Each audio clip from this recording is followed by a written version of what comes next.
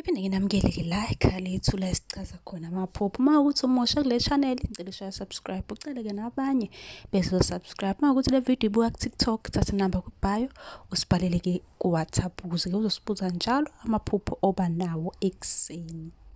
Khona buzile-ke lapha kuma-comment, ngizolokhu ngithatha nga-one ngibuze bese ividiyo ngifaka YouTube. So uma ukuthi busubuzile phuthuma ku-YouTube, mhlawumbe-ke neyakho impendulo ikhona. Nansi i-link kwi-bio uma ukuthi ubuka ku-TikTok.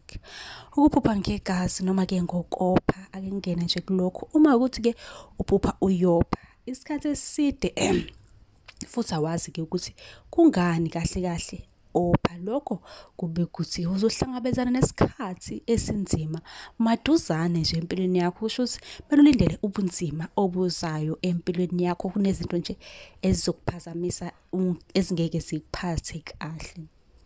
Ake sithi-ke manje ukhwehlela igazi. Uma ukhwehlela igazi uzosithola ulwa maduzane. Kusho ukuthi kunengxabano nje ongase-ke ubhekane nayo noma-ke ukungazwani nabanye-ke osondelene nabo. Kodwa-ke uma uhlanza igazi, lokho kusho ukuthi-ke uzoba nenhlanhla. Mlaleli, ngicela ubuze la kwi-comment la ungazwanga khona kahle noma ubuze-ke iphupho. Ngizobe sengibuya-ke nevidiyo yakho ngizochaza ukuthi lelo phupho libe ukuthini-ke empilweni yakho. Siyazi-ke sonke ukuthi kubalulekile ukuthi-ke wazi kabanzi ngamaphupho ukuthi asho ukuthini empilweni yakho, bese-ke uwenza njalo ngoba kwesinye isikhathi abadala basuke bakubonisa-ke ngawo amaphupho. Amanye amaphupho ayisibonakaliso. Mlaleli, ngiyathemba ukuthi-ke awukhohlwanga ukushaya subscribe uma ukuthi awukaze ushaye. Nisale kahle, ngizobuya-ke namanye amavidiyo amaningi amaphupho ngokulandelayo.